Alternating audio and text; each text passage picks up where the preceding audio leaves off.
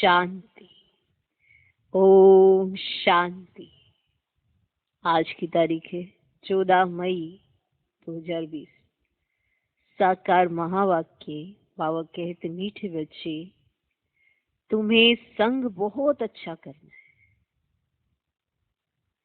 तुम्हें संग बहुत अच्छा करना है। बुरे संग का रंग लगा तो गिर पड़ेंगे। बुरे संग का रंग लगा तो गिर पड़ेंगे। कुसंग बुद्धि को तुच्छ बना देता है। कुसंग बुद्धि को तुच्छ बना देता है।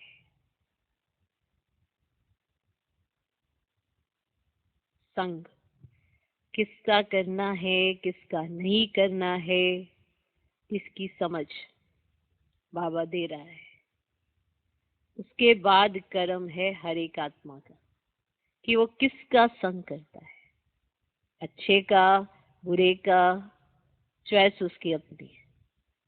दोनों संग उसके आसपास होते हैं, अच्छा भी बुरा भी। वो किसकी तरफ जाता है? क्योंकि हर एक आत्मा किसी ना किसी का संग तो करती है।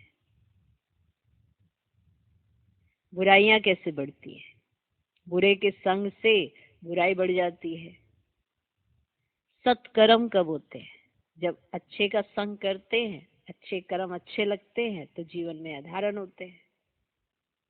अब बुरा संग नीचे गिराएगा, तुच्छ बनाएगा, बुद्धि को खराब करेगा। लेकिन अगर आत्मा को इंटरेस्ट है, बुरे में जाने की शौक है उसका, तो वो उसके संग में चला जाएगा। बुराइयां भी अच्छाइयों में लगने लगेंगी, पर पता होता है कि ये बुराई है, गलत है। और जिसको अच्छा संग करने का शौक होता है, अच्छी चीजें सीखने का शौक होता है, अच्छा करने का शौक होता है, तो उसका संग अच्छा होता है। अब संगम पर हमें डायरेक्ट बाप का संग मिला है। हम बाप के संग में जाते हैं, रावण के संग में जाते हैं। यहाँ पर चॉइस हर एक आत्मा की है। अच्छा संग अच्छा बनाएगा, बुरा संग रंग जरूर लगाएगा, क्योंकि संग का रंग लगता जरूर है। अच्छे का भी लगता है, बुरे का भी लगता है। आप बुरे हो नहीं, लेकिन आपका जो संग है वो बुरा है, तो धीरे धीरे उनकी बातें सही लगने लगती है। और धीरे धीरे सोचते हैं कि वो तो 100% खराब है ना, हमसे 10% अगर कोई गलती हो भी गई तो क्या हुआ, दूसरे तो 100% खराब है। तो कहीं ना कहीं अंदर हम संग में भी ये चॉइस ढूंढने लग जाते हैं। गलत कर रहे हैं, पता चल रहा है, धीरे धीरे तो कॉन्शियस बताती है कि गलत है। फिर जब इतनी प्रैक्टिस पड़ जाती है तो कॉन्शियस भी बताना बंद कर देती है कि गलत क्या है, सही क्या है। तो गलत ही सही लगने लगता है और बुरा संग एकदम डुबो देता है। और जब डूबते हैं तब पता चलता है ये संग तो अच्छा नहीं था। जबकि जब शुरुआत होती है तभी पता होता है कि ये संग अच्छा नहीं है। जो संग तुम्हारी बुद्धि को तुच्छ बनाए, अभिमान पैदा कराए, वो संग अच्छा कैसे हो सकता है? जो दूसरों को देखने का जो नजरिया है, अगर आपका तुच्छ होता जाए, वो अच्छा संग कैसे हो सकता है? तो कुसंग बुद्धि को तुच्छ बना देता है। अब हर एक इस समय अपने संग में है और कुसंग में भी है। कैसे? बाइस्कोप देखा है, सिनेमा देखा है। अब तो हर एक के हाथ में सिनेमा है। पहले सिनेमा घर जाया करते थे, अब तो हर एक के हाथ में सिनेमा है। वहां पे भी उसका अपना कर्म है कि वो किस दिशा की तरफ देखता है। वहां पे भी संग है जो हर एक के हाथ में है। अब बताओ वो कौन सा संग करेगा? तो इस समय मनुष्य सबसे ज्यादा मोबाइल, कंप्यूटर, इन्हीं सब चीजों में है। बायोस्कोप तो उसके पास रखा है। फिर कहते हम तो बायोस्कोप नहीं देखते, हम सिनेमा नहीं देखते हैं।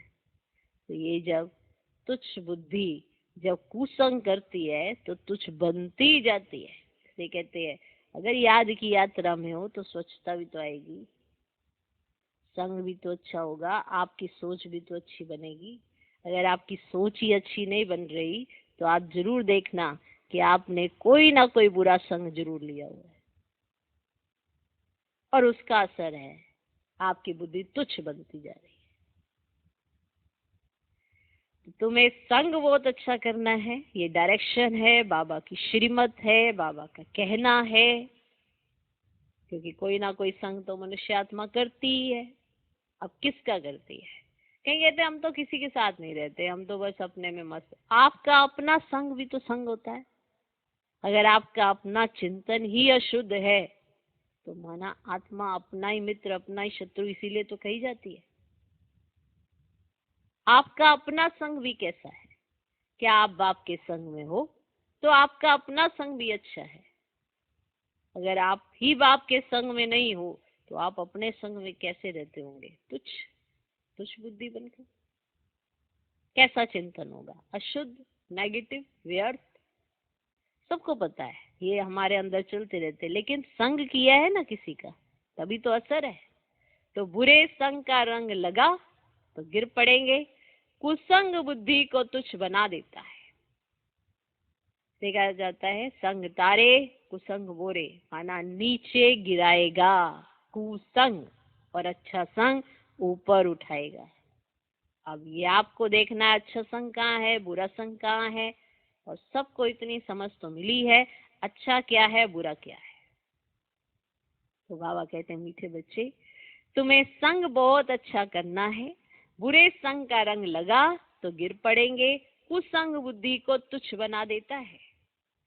आज का प्रश्न, अभी तुम बच्चों को कौन सी उछल आनी चाहिए?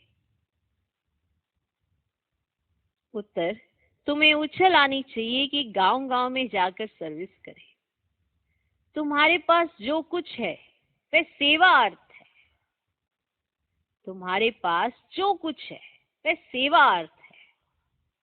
बाप बच्चों को राय देते हैं, बच्चे इस पुरानी दुनिया से अपना पल्लव आजाद करो। बाप बच्चों को राय देते हैं, बच्चे इस पुरानी दुनिया से अपना पल्लव आजाद करो। कोई चीज में ममत्व नहीं रखो, कोई चीज में ममत्व नहीं रखो। इनसे दिल नहीं लगाओ। कोई चीज में ममत्व नहीं रखो, इनसे दिल नहीं लगाओ। कई कहते मेरे पास कुछ नहीं। सिर्फ एक धन ही तो सब कुछ नहीं होता ना। तन तो है, मन तो है। तन को सेवा में लगाओ, मन को सेवा में लगाओ। धन ही तो नहीं है। और धन आप देख ही रहे हैं, कोई जरूरत भी नहीं। धन सब कुछ नहीं है। कुछ है पर सब कुछ तो नहीं है धन। अगर सब कुछ होता तो आज आप अंदर लॉकडाउन नहीं होते। अगर धन सब कुछ होता फिर तो सारा धन लगा के आप बाहर होते। अगर धन ही सब कुछ होता तो धन तो सब कुछ नहीं है। मान लिया? मान लिया धन सब कुछ नहीं है। कुछ है पर तन मन तो लगा सकते हो। हाथ तो है,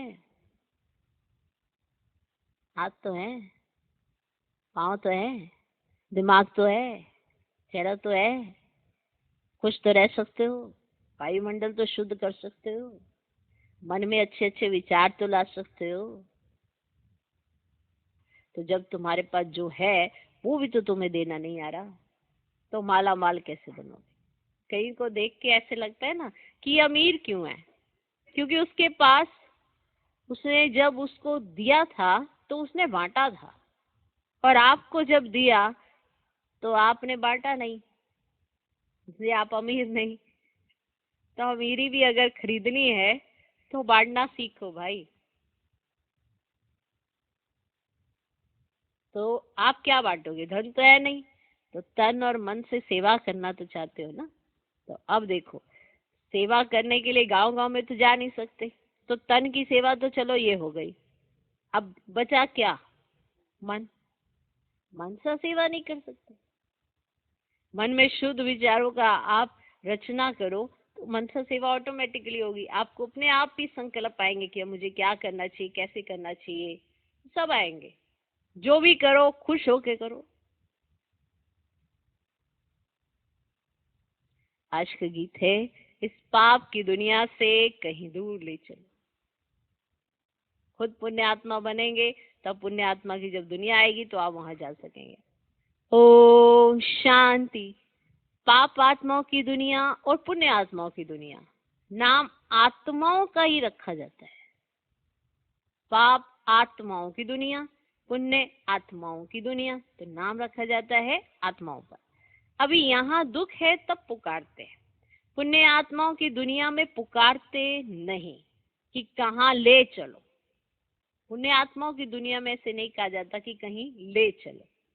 तुम बच्चे समझते हो ये कोई पंडित व सन्यासी शास्त्रवादी आदि नहीं सुनाते हैं।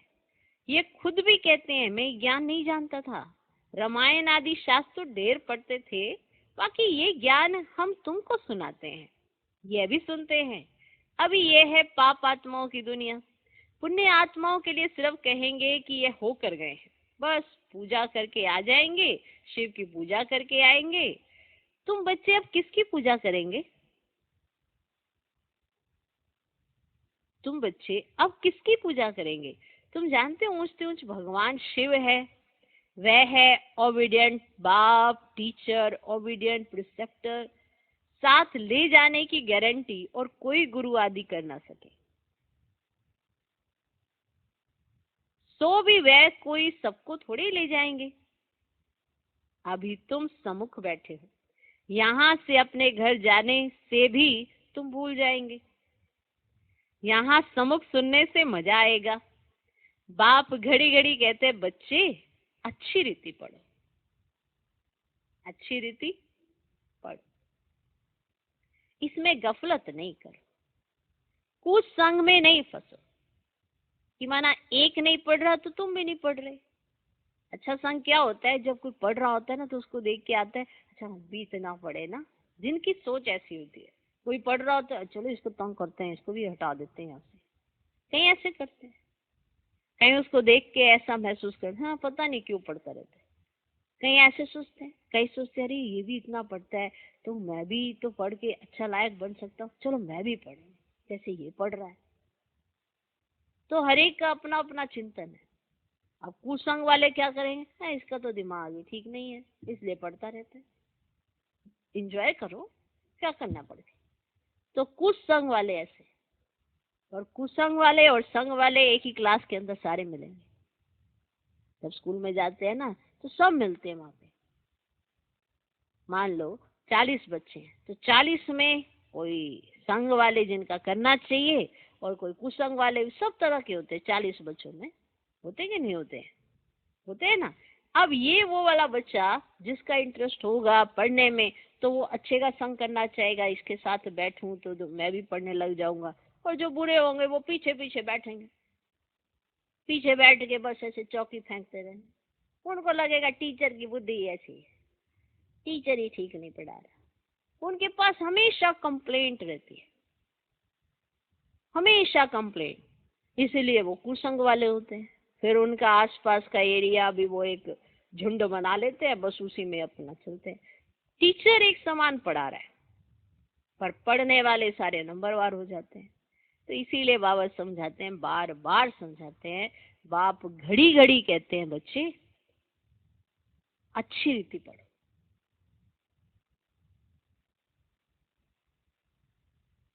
क्या कहते हैं? अच्छी रीति पढ़ो, इसमें गफलत नहीं करो, कुसंग में नहीं फंसो, नहीं तो और ही तुच्छ बुद्धि हो जाएंगे। और ही तुच्छ बुद्धि माना पहले से तुच्छ बुद्धि तो है ही है, फिर और ही तुच्छ बुद्धि माना अपने आप को जरूरत से ज्यादा होशियार समझने लगेंगे। ये और ही तुच्छ बुद्धि की निशानी होती है। इसलिए कहा ना, क्लास में सब तरह के बच्चे हैं। जो पढ़ना चाहते हैं वो टीचर का कहना मानते हैं, और जो पढ़ना नहीं चाहते वो टीचर में कमी निकालते हैं। तो वो कमी निकाल के समझते हैं हम हो गए टीचर से बड़े, तो वो और क्या हो जाते हैं, फिर वो और ही तुच्छ बुद्धि हो जाएगी। बच्चे जानते हैं हम क्या थे, क्या पाप किए, अब हम ये देवता बनते हैं। ये पुरानी दुनिया खत्म होनी है, फिर यहाँ मकान आदि की क्या परवाह रखनी है। जब पुरानी दुनिया ही खत्म हो जानी है तो क्यों मकान आदि की परवाह रखनी है। इस दुनिया का जो कुछ है वह भूलना है, नहीं तो रुकावट डालेंगे। अब आप अपने मकान के पिछाड़ी लगे रहो, इसकी प्रॉपर्टी के पीछे लगे रहो, 4 दिन के बाद कुछ ऊपर नीचे हुआ तो चली गई आत्मा शरीर छोड़ के, हिसाब पूरा खत्म। वो जो प्रॉपर्टी थी अब वो पीछे वहीं पड़ी है, क्या कर लेगा कोई। अब आगे जहाँ जन्म होगा वहां देखा जाएगा कितनी प्रॉपर्टी हिस्से में आई, क्योंकि अब आगे जहाँ जन्म होगा वहां जितनी मिली। पता लगे पहले तो 100 गज की वो जमीन मिल भी रही थी, फिर वहां गए, वहां पे तो वैसे ही किराए के मकान पे रह रहे थे। तो बताओ, तो क्यों ऐसे इन सब चीजों की परवाह करनी। क्योंकि पल भर का तो भरोसा है नहीं, शरीरों का तो कोई विश्वास है नहीं, इस समय तो कलयुग है ना, तो कोई भरोसा नहीं है, तो क्यों परवाह रखनी। इस दुनिया का जो कुछ है वह भूलना है, नहीं तो रुकावट डालेंगे, इसमें दिल लगता नहीं। हम नई दुनिया में अपने हीरे जवाहरातों के महल जाकर बनाएंगे, यहाँ के पैसे आदि कोई चीज अच्छी लगती होगी तो शरीर छोड़ते समय ना उसमें मोह चला जाएगा। अगर यहाँ का कुछ भी आपको अच्छा लगता होगा तो शरीर छोड़ते समय उसमें मोह चला जाएगा। हमारा हमारा करेंगे तो वह पिछाड़ी में सामने आ जाएगा। यह तो सब यहाँ खत्म हो जाने हैं, हम अपनी राजधानी में आ जाएंगे, इससे क्या दिल लगानी है। देखो, छोड़ना आपको यहाँ पे है ही है सब चीजें, तो भी इससे क्या दिल लगानी है। वहाँ वो सुख रहता है, नाम ही है स्वर्ग। अभी हम चले अपने वतन, ये तो रावण का वतन है, हमारा नहीं। इनसे छूटने का पुरुषार्थ करना है। पुरानी दुनिया से पल्लव आजाद कराते, इसलिए बाप कहते कोई चीज में ममत्व नहीं रखो।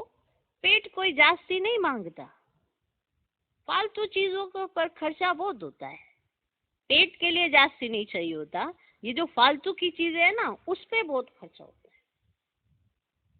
इसलिए फालतू की चीजों के खान पान की तरफ आपकी बुद्धि जानी ही नहीं चाहिए। क्यों? क्योंकि पेट तो जास्ती नहीं मांगता, फालतू चीजों पर खर्चा बहुत होता है। तुम बच्चों को सर्विस करने के लिए उछल आनी चाहिए। कई बच्चे हैं जिनको गांव गांव में सर्विस करने का शौक है, बाकी जिसको सर्विस का शौक नहीं उन्हें क्या काम के कहेंगे। जिनको सर्विस का ही शौक नहीं वे क्या काम के कहेंगे। जैसे बाप वैसे बच्चों को बनना चाहिए। बाप का ही परिचय देना है, बाप को याद करो, बाप से वर्षा लो। बच्चों को शौक होता हम बाबा की सर्विस पर जाते हैं तो बाप भी हिम्मत बढ़ाते हैं। बाप आए हैं सर्विस पर, सर्विस के लिए सब कुछ है, ये तो बाप का परिचय सबको देना है। बाप एक ही है, भारत में आया था, भारत में देवताओं का राज्य था, कल की बात है। लक्ष्मी नारायण का राज्य था, फिर राम सीता का, फिर वाम मार्ग में गिरे, रावण राज्य शुरू हुआ, सीढ़ी नीचे उतरे, अब फिर चढ़ती कला सेकंड की बात है। एक होता है रियल लव, दूसरा होता है आर्टिफिशियल लव। रियल लव बाप से तब हो जब अपने को आत्मा समझे। आत्मा ना समझने के कारण ही तुम बॉडी कॉन्शियस हो, आत्मा ना समझने के कारण ही तुम्हारा रियल लव बाप से नहीं है। आत्मा समझो तो बाप ही बाप दिखाई दे, बाकी कुछ नजर ना आए। आत्मा तो समझो, क्योंकि ये शरीर छोड़कर आपको जाना ही है। एक होता है रियल लव, दूसरा होता है आर्टिफिशियल लव। रियल लव बाप से तब हो जब अपने को आत्मा समझे। अब तुम बच्चों का इस दुनिया में आर्टिफिशियल लव है, ये तो खत्म होनी है। सर्विस करने वाले कभी भूखों नहीं मर सकते, सर्विस करने वाले कभी भूखे नहीं मर सकते। तो सर्विस का बच्चों को शौक रखना चाहिए। तुम्हारी ईश्वरीय मिशन बड़ी सहज है। कोई समझते नहीं कि धर्म कैसे स्थापन होता है। क्राइस्ट आया, कृष्ण धर्म स्थापन किया, धर्म बढ़ता गया, उसकी मत पर चलते चलते गिरते आए। अब तुम बच्चों को देही अभिमानी बनना है। तब मनुष्य मत पर नीचे गिरते आए ना। अभी तुम बच्चों को देही अभिमानी बनना है। आधा कल्प रावण राज्य में हम बाप को भूल गए। अब बाप ने आकर सुजाग किया है। बाबा कहते ड्रामा अनुसार तुमको गिरना ही था, तुम्हारा भी दोष नहीं, लेकिन तब तक जब तक आपको समझ नहीं थी। और अगर आप दोबारा गिरते हो तो तुम्हारा ही दोष है, क्योंकि अब समझ मिलने के बाद गिरते हो। तो जब तक समझ नहीं थी तो तुम्हारा भी कोई दोष नहीं। रावण राज्य में दुनिया की ऐसी हालत हो जाती है। बाप कहते अब मैं आया हूँ पढ़ाने, मैं आया हूँ पढ़ाने, तुम फिर से अपनी राजाई लो, मैं और कोई तकलीफ नहीं देता हूँ। एक तो बाजार की छी गंदी चीजें ना खाओ और मामे कम याद। एक तो बाजार की छी गंदी चीजें ना खाओ और मामे कम याद करो। अभी तुम बच्चे जानते हो ड्रामा का चक्र है जो फिर रिपीट होगा। तुम्हारी बुद्धि में ड्रामा के आदि मध्य अंत का ज्ञान है। तुम कोई को भी समझा सकते हो। पहले तो बाप की याद रहनी चाहिए। सर्विस के लिए आपस में मिलकर साथी बना लेना चाहिए। माताओं को भी निकलना चाहिए। इसमें डरने की कोई बात नहीं है। चित्र आदि सब तुमको मिलेंगे। तुम्हारी सर्विस जास्ती होगी। कहेंगे आप चले जाते हो, फिर हमको कौन सिखाएंगे। जैसे किसी गांव में गए तो वहां पे सुनाने लगे, तो फिर वो कहेंगे आप चले जाओगे, फिर हमको कौन सिखाएंगे। बोलो हम सर्विस करने के लिए तैयार हैं। मकान आदि का प्रबंध करो, भूतों के कल्याणार्थ निमित्त बन जाएंगे। बाबा सर्विस का उमंग दिलाते हैं। बच्चों में हिम्मत है तो सर्विस भी बढ़ती है। ये कोई मेला नहीं है जो 10-15 दिन मेला चला फिर खल्लास। ये मेला तो चलता ही रहता है। यहाँ आत्माओं और परमात्मा का मिलन होता है, जिसको ही सच्चा मेला कहा जाता है। वह तो अभी चल ही रहा है। मेला बंद तब होगा जब सर्विस पूरी होगी। ड्रामा अनुसार बच्चों को सर्विस का बड़ा शौक चाहिए। जो बेहद के बाप में नॉलेज है वह बच्चों की बुद्धि में है। ऊंच से ऊंच बाप से हम कितना ऊंच बनते आए हैं। ऐसे ऐसे अपने से बातें करनी है, आपस में सेमिनार करना है, बाबा से राय कर सर्विस में लग जाओ। कोई मदद की दरकार हो तो बाबा दुल्ले लाल बैठा है। अगर आपको कोई मदद चाहिए तो बाबा दुल्ले लाल बैठा है। दुल्ले लाल कोई मदद की दरकार हो, माना सर्विस करने के लिए, अगर आपको कोई राय चाहिए, कुछ चाहिए, तो बाबा बैठा है। वो बाबा भी दुल्ले लाल बैठा है। वाह बाबा। कोई मदद की दरकार हो तो बाबा दुल्ले लाल बैठा है। ये सब ड्रामा में नूंद है। फिक्र की कोई बात ही नहीं, नहीं तो स्थापना कैसे होगी। दूसरी बात यह भी है, जो करेगा वह पाएगा। माने चांस सबको मिलता है, लेकिन उसके ऊपर भी जो करेगा वो पाएगा। अभी तुम बच्चे पत्थर बुद्धि से हीरे जैसा बनते हो। बाप ज्ञान से इतना सीधा करते, माया फिर नाक से पकड़कर पीठ दिला देती है। बाबा सीधा करते, माया फिर पीठ करा देती है। तुम बच्चों को संग बड़ा अच्छा करना चाहिए। माना बाबा समझाते ऐसे करो, ऐसे करो, ऐसे ना करो, तो माना समझ जाते थोड़ी देर के लिए, फिर वैसे के वैसे हो जाते। क्योंकि जो संग है ना वो खराब कर देता है। जैसे बाबा के सम्मुख आए तो समझ में आ गया, फिर कमरे तक गए, घर तक गए, फिर किसी के संग में आए, फिर उन्हीं बातों को लाइट ले लिया। कब ये सोचा है कि भगवान जो कहता है वो अगर हम तुरंत करें तो उसमें ताकत कितनी मिलेगी। लेकिन करते क्या, उसे डिले करते जाते हैं। फिर जब पूरे थक हार जाते हैं, फिर कहते बाबा अब क्या करें। फिर बाबा फिर राय देते हैं कि ऐसे करो, फिर नहीं करते, फिर समय बिता देते हैं, फिर बाबा राय देते हैं ऐसे करो। तो ऐसा क्यों होता है? क्योंकि जो संग है वो अच्छा नहीं है। अगर अच्छा संग हो ना तो तुरंत समझ में आए कि जो बाबा ने कहा ना वो करके देखो, उसी सेकंड करके देखो, अपने आप परिवर्तन आएगा। बाबा ने कहा अपने को आत्मा समझो। अब प्रैक्टिस करनी ही नहीं आत्मा समझने की, तो ताकत कहाँ से आएगी। बॉडी कॉन्शियस रहोगे तो बॉडीज नजर आएंगी सारी, ध्यान भी वहां जाएगा, तेरा मेरा भी करोगे, बल्लभ कैसे छूटेगा। अब ये सब तो प्रैक्टिकल करने के लिए कहा गया है। कि ये मत करो, ऐसे करो। अब आप कहेंगे कि पता नहीं, मैं करना तो चाहता हूं पर हो नहीं रहा, क्योंकि आपने अंदर से दिल से स्वीकार नहीं किया कि आपको करना क्या चाहिए। आपने कभी सोचा है 4 दिन तो हम करते हैं, 5वें दिन वापस वहीं पे क्यों आ जाते हैं?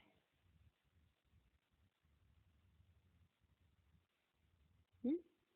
क्यों आ जाते हैं? क्योंकि आपने ये स्वीकार नहीं किया ये कितना जरूरी है। किसी को दिखाने के लिए करोगे तो 4 दिन कर लोगे, 5वें दिन फिर वैसे के वैसे। सोचना, सोचना बहुत जरूरी है। आपको कहा मीठे रहना, अच्छा सोचना, सबके साथ अच्छा व्यवहार, 2 दिन अच्छा, तीसरे दिन फिर जबकि बात का कोई मतलब नहीं है, कोई सिर पैर नहीं है, फिर भी उदास हो जाते हैं। क्योंकि जब पहले दिन कहा था तो कुछ प्रयास करने के लिए कहा था, तो आपने किया, 2 दिन आपको अच्छा लगा। जब तीसरे दिन आपने भूला प्रयास, तभी तो आपके ऊपर फिर से माया आ गई। आप क्यों नहीं सोचते कि भगवान जब कहते हैं तो ताकत भी वो साथ में ही देते हैं, लेकिन वो आज के लिए जो कहा है वो आपने 4 दिन के बाद याद करना है। जिसको भूलना चाहिए उसको भूलते नहीं, जिसको याद रखना चाहिए उसको याद नहीं रखते। फिर कहते चेंज नहीं आता। कैसे आएगा? कि श्रीमत ले लेके आपने उसका निरादर भी साथ में किया, पालन ही नहीं किया। छोटी छोटी बातों से चेक किया करो। अमृत वेले से लेके रात्रि में आप अपनी हर एक्टिविटी को चेक करो, क्या ये श्रीमत प्रमाण है? अगर नहीं है तो जरूर गड़बड़ होगी और जरूर आप भारी हो जाएंगे। फिर आपको लगेगा अब मैं क्या करूं, क्योंकि आपको लगता है आपने बहुत प्रयास कर लिए पर आपने तो किया ही नहीं। क्योंकि जैसे ही आपको श्रीमत मिली तो आप सोच लेते हो मैंने ये करके देख लिया है, ये ऐसा नहीं हो पाता। आपने कितनी देर किया था? 2 घंटे, 1 घंटे, आधा घंटा, कितनी देर किया था वो प्रयास? ये कोई 10-12 दिन वाला जीवन नहीं है ना, ये तो जीवन है। इस जीवन में जब उस चीज की धारणा हो जाएगी तो आपको मजबूती मिलेगी, आपको बल मिलेगा और आपको खुद एहसास होगा कि अरे ये हमने पहले क्यों नहीं किया। श्रीमत ही आधार है जीवन को परिवर्तन करने का। तो तुम बच्चों को संग बड़ा अच्छा करना चाहिए।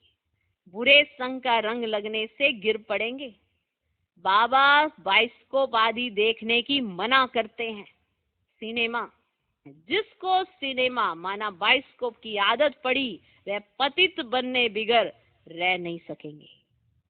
यहाँ हर एक की एक्टिविटी डर्टी है, नाम ही है वैश्यालय। बाप शिवालय स्थापन कर रहे हैं, वैश्यालय को पूरी आग लगनी है। कुंभकर्ण जैसे आसुरी नींद में सोए पड़े हैं। तुम समझते हो कि हम शिवालय में जा रहे हैं, पहले हम भी बंदर सदृश थे। इस पर रामायण में भी कहानी है। अभी तुम बाप के मददगार बने हो, तुम अपनी शक्ति से राज्य स्थापन कर रहे हो, फिर यह रावण राज्य खलास हो जाना है। तुम बच्चों को अनेक प्रकार की युक्तियां बताते रहते हैं। किसको दान नहीं करेंगे तो फल भी कैसे मिलेगा? पहले पहले 10-15 को रास्ता बताकर फिर बाद में भोजन खाना चाहिए। अब ये कैसे करोगे? तो इसीलिए योग लगाओ और सूक्ष्म में फरिश्ता बनकर 10-15 को जाके संदेश दे दो। तो पहले पहले 10-15 को रास्ता बताकर माना योग के द्वारा अभी मनसा सेवा करो और फिर बाद में भोजन खाना चाहिए। पहले शुभ काम करके आओ, माना विश्व कल्याण के लिए फरिश्ता स्वरूप बन जाओ और फरिश्ता स्वरूप से सबका कल्याण करो। इसमें ही तुम्हारा कल्याण है। कोई भी देदारी को याद नहीं करो, यह तो पतित दुनिया है। पतित पावन एक बाप को याद करो तो पावन दुनिया के मालिक बन जाएंगे, अंतमति स्वगति हो जाएगी। तो किसी ना किसी को संदेश सुनाकर फिर आए भोजन खाना चाहिए। तुम सबको यही बताते रहो कि बाप को याद करने से इतना ऊंच बन जाएंगे। अच्छा, मीठे मीठे सीखी लदे बच्चों प्रति माता पिता बाप दादा का याद प्यार और गुड मॉर्निंग। रूहानी बाप की रूहानी बच्चों को नमस्ते। हम रूहानी बच्चों की भी रूहानी बाप को नमस्ते नमस्ते नमस्ते। Good morning good morning good morning. रात्रि क्लास 17 मार्च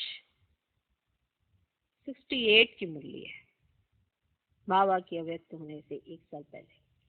ठीक है। कभी भी कोई भाषण आदि करना हो ना, तो आपस में मिलकर 2-4 बारी रिहर्सल करो। पॉइंट्स एडिशन करेक्शन कर तैयार करो, तो फिर रिफाइन भाषण करेंगे। मूल एक बात पर, माना गीता के भगवान पर ही तुमने विजय पाई, तो फिर सभी बातों में विजय हो जाएगी। इसके लिए कॉन्फ्रेंस तो होगी ना। समझते रहेंगे, झाड़ की वृद्धि तो जरूर होनी है। माया के तूफान तो सभी को लगते हैं। अक्सर करके लिखते हैं बाबा, हमने काम की चमाट खाई। इसको कहा ही जाता है कि कमाई चट।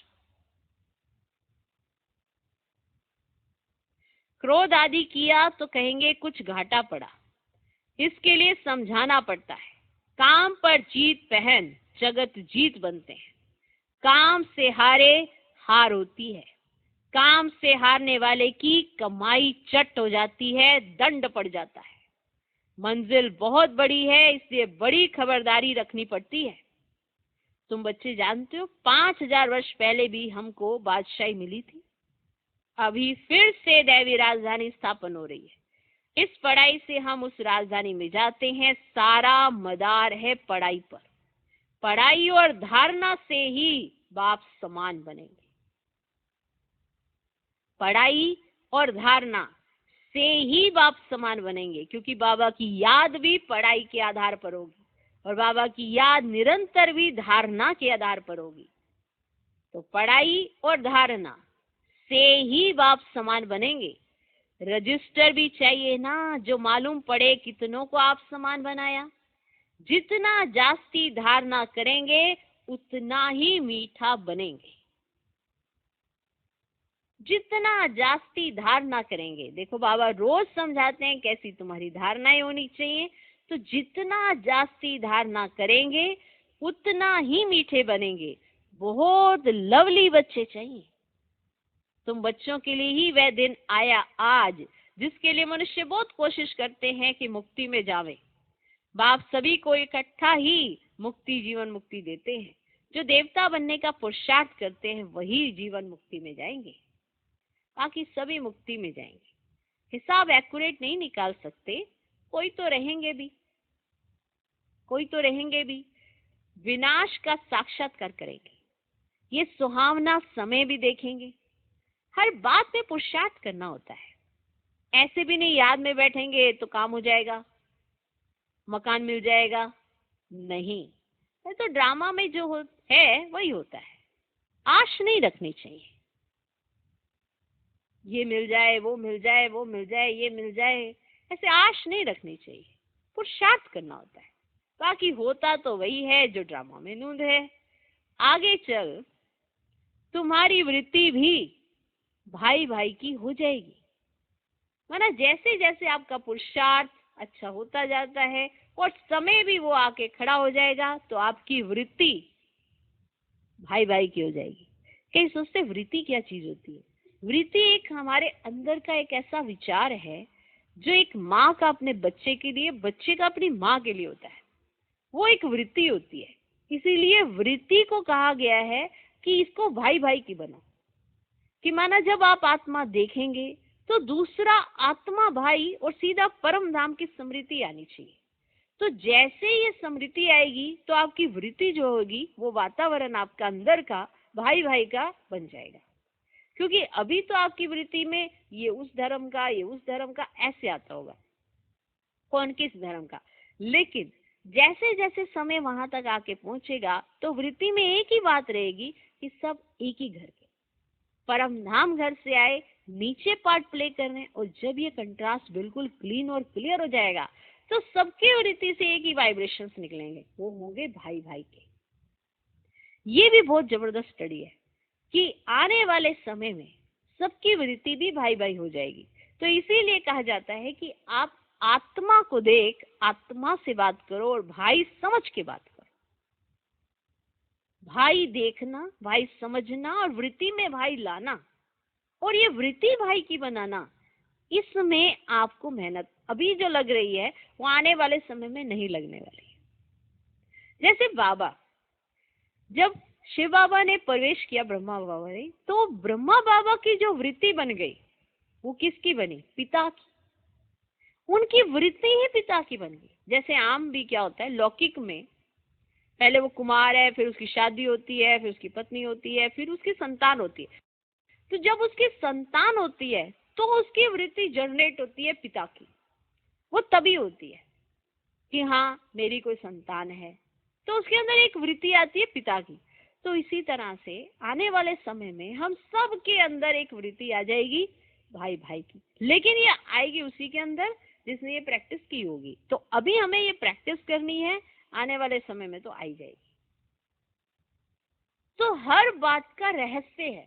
तो अगर आप किसी को देखकर ये पुरुष है, ये स्त्री है, इस तरह का भान आ रहा है, तो माना आप बॉडी कॉन्शियस हो बहुत ज्यादा कि ये कौन है, ये कैसा है। अगर आपको देखकर कि ये आत्मा है, इस शरीर में एक आत्मा है, मुझ शरीर में भी एक आत्मा है, आत्मा भाई भाई हैं, तो आप सोल कॉन्शियस हैं। और ये वाली स्मृति आपको 24 घंटे में कई बार रहनी चाहिए। और अगर नहीं रहती है तो मानव वृत्ति में क्या है, बॉडी कॉन्शियस है बहुत ज्यादा। अभी क्या होता है, एक घर में पति देखता है मेरी पत्नी है, मेरी पत्नी को ऐसे करना चाहिए, पत्नी देखती है मेरा पति है। तो ये जो वृत्ति है ना, यही उनके बीच में गड़बड़ कर रही है। और यही एक्सपेक्टेशन जो है वो ही बीच में फसाद की जड़ है। ज्ञानियों में भी ये वृत्ति खत्म नहीं होती है कि ये मेरा पति है या मेरी पत्नी है। जब तक वो इस वृत्ति से ऊपर नहीं उठते कि आत्मा भाई है, तब तक उनके बीच में कलह कलेश चला रहता है। और उस कलह कलेश का कारण होता है अंदर में पत्नी या पति समझना। इसीलिए वो इजी नहीं हो पाते। अपने भाई बहनों के साथ इजी रहेंगे, लेकिन पति पत्नी के साथ इजी नहीं रह पाते। फिर कहते शायद हमारा हिसाब किताब है। तो जितना पुरुषार्थ करेंगे उतना वे वृत्ति रहेगी। हम अशरीरी आए थे, 84 जन्म का चक्र पूरा किया, अब बाप कहते कर्मातीत अवस्था में जाना है। ये बाप कितना अनकॉमन है, इसीलिए कोर्टों में कोई निकलते हैं। वह टीचर ऐसे थोड़ी कहेंगे, ये तो कहते हैं मैं ही बाप टीचर गुरु हूं। तो मनुष्य सुनकर वंडर खाएंगे। भारत को मदर कंट्री कहते हैं ना, क्योंकि अम्बा का नाम बहुत बाला है। अम्बा के मेले भी बहुत लगते हैं। अम्बा मीठा अक्षर है। छोटे बच्चे भी माँ को प्यार करते हैं ना, क्योंकि माँ खिलाती पिलाती संभालती है। जो छोटा बच्चा होता है वो माँ को बहुत प्यार करता है, क्योंकि माँ खिलाती पिलाती संभालती है। अब अम्बा का बाबा भी चाहिए ना। ये तो बच्ची है अडॉप्टेड, इनका पति तो है नहीं, ये नई बात है ना। प्रजापिता ब्रह्मा जरूर अडॉप्ट करते होंगे। ये सभी बातें बाप ही आकर तुम बच्चों को समझाते हैं। कितना मेला लगता है, पूजा होती है, क्योंकि तुम बच्चे सर्विस करते हो। मम्मा ने जितने को पढ़ाया होगा उतना और कोई पढ़ा ना सके।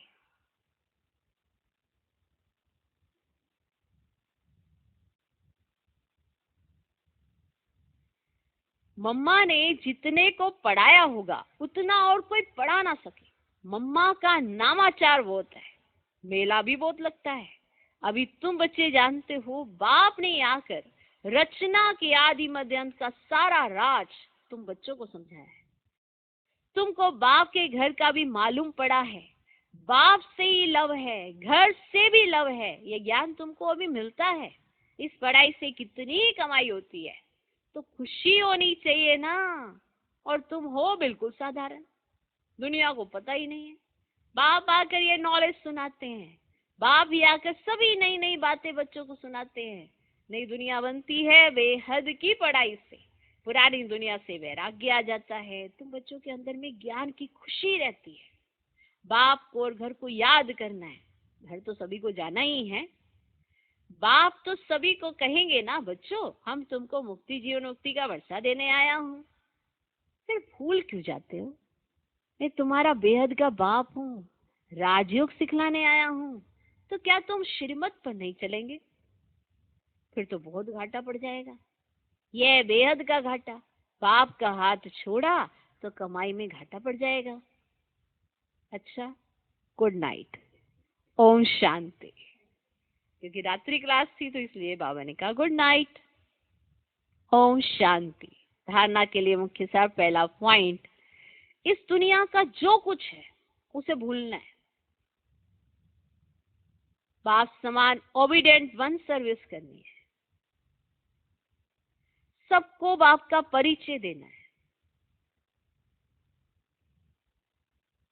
दूसरा पॉइंट, इस पतित दुनिया में अपने आप को कुसंग से बचाना है। इस पतित दुनिया में अपने आप को कुसंग से बचाना है। बाजार का गंदा भोजन नहीं खाना है। बाइस्कोप नहीं देखना है। बाजार का गंदा भोजन नहीं खाना है। बाइस्कोप नहीं देखना है।